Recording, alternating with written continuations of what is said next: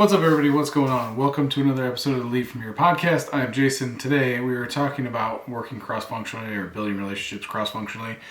Cross-functionally means across departments. So usually, you're part of a department and you work within your department. Cross-functionally would not be with your peers or within your department. It would be across department. So ultimately, it's really actually a very important key indicator for success as a leader, in my opinion, is understanding that you have to drive cross-functional relationships. And if you're not doing that, certainly at higher levels of leadership, maybe not necessarily in the very first level of leadership, but definitely as you get deeper in your leadership journey, it becomes much more important for you to actually build relationships cross-functionally, because it allows you to get things done. Like, there's no better way to create change than working cross-functionally. And where a lot of people kind of fail's not the right word, but where people kind of struggle to kind of solidify their cross-functional influence is around driving the actual building of those relationships. A lot of people have a lot of things on their plate, so it's really hard to expect people to always be driving those things. So if you're looking to drive cross-functional change and cross-functional relationships and build and work cross-functionally, you have to drive that. It's on you, because nobody's going to, I'm not going to say nobody. Rarely do people be like, you know what, I'm going to add a lot more to my plate because this is going to be way easier. Long term, it will. It pans out. Like, if you have good cross-functional leaders that are working together, the impact it can be immeasurable in a very positive way. And that's ultimately where, you find success. So if you're the person driving that, one, it makes you look good.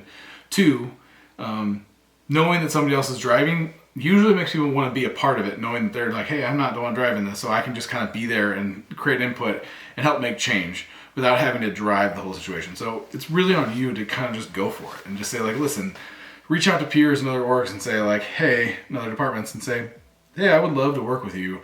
Have some ideas on how we might be able to work cross-functionally. I see some actual very focused efforts happening in my group that would benefit greatly from your insight and input and understanding how we can help each other cross-functionally with this work.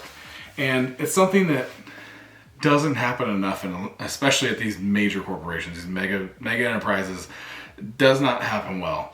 But if you can find a way in your company to do it, you can be a really massive agent of change in a very positive way. And ultimately, what that allows you to do is be more effective for your people.